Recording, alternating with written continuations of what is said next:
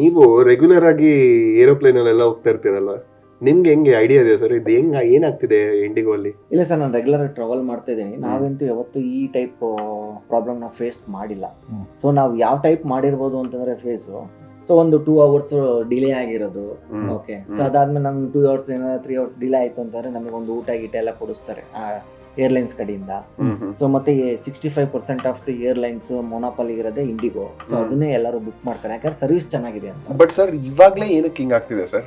Sir ಈಗ ಏನಾಗಿದೆ ಅಂತಂದ್ರೆ, ಸೊ ಇವ್ರು ಹೇಳ್ದಂಗೆ ಒಂದು ಟ್ರಾವೆಲಿಂಗ್ ಅಲ್ಲಿ ಸೇಫ್ಟಿಯೆಸ್ಟ್ ಮೋಡ್ ಅಂತಂದ್ರೆ ಈ flight mode. Okay, flight in the sense airline mode. So ಇಲ್ಲಿ ಏನಾಗುತ್ತೆ, ಮ್ಯಾನುಫ್ಯಾಕ್ಚರಿಂಗ್ ಆಗಿರ್ಬೋದು, ಟೇಕ್ ಆಫ್ ಆಗಿ ಮತ್ತೆ ಲ್ಯಾಂಡ್ ಮಾಡ್ಬೇಕಾದ್ರೆ ಆಗಿರ್ಬೋದು, ಅಲ್ಲಿ ಲ್ಯಾಂಡ್ ಆದ್ಮೇಲೆ ನಿಮ್ಗೆ ರೊಟೀನ್ ಚೆಕ್ಅಪ್ ಅಂತ ಮಾಡ್ತಾರೆ. ತುಂಬಾ ಸ್ಟ್ರಿಕ್ಟ್ ಇದೆ ಏರೋಪ್ಲೇನ್ ಮೇಂಟೆನೆನ್ಸ್. ಹೌದು, ಏರೋಪ್ಲೇನ್ ಮೇಂಟೆನೆನ್ಸ್ ತುಂಬಾ ಸ್ಟ್ರಿಕ್ಟ್ ಇದೆ.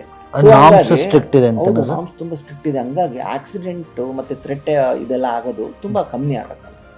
ಓಕೆ, ಒಂದು. ಸೊ ಎರಡನೇದು ಏನಾಗುತ್ತೆ ಅಂತಂದ್ರೆ ಸರ್, ಗ್ಲೋಬಲ್ ಸೇಫ್ಟಿ ಸ್ಟ್ಯಾಂಡರ್ಡ್ಸ್ ಅಂತ ಇದೆ, ಮತ್ತೆ ಇಂಡಿಯನ್ ಸೇಫ್ಟಿ ಸ್ಟ್ಯಾಂಡರ್ಡ್ಸ್ ಅಂತ ಇದೆ. ಇದಕ್ಕೆರಡು ಕಂಪೇರ್ ಮಾಡಿದ್ರೆ ಸ್ವಲ್ಪ ಇಂಡಿಯನ್ ಸೇಫ್ಟಿ ಸ್ಟ್ಯಾಂಡರ್ಡ್ಸ್ ಕಮ್ಮಿ ಇದೆ.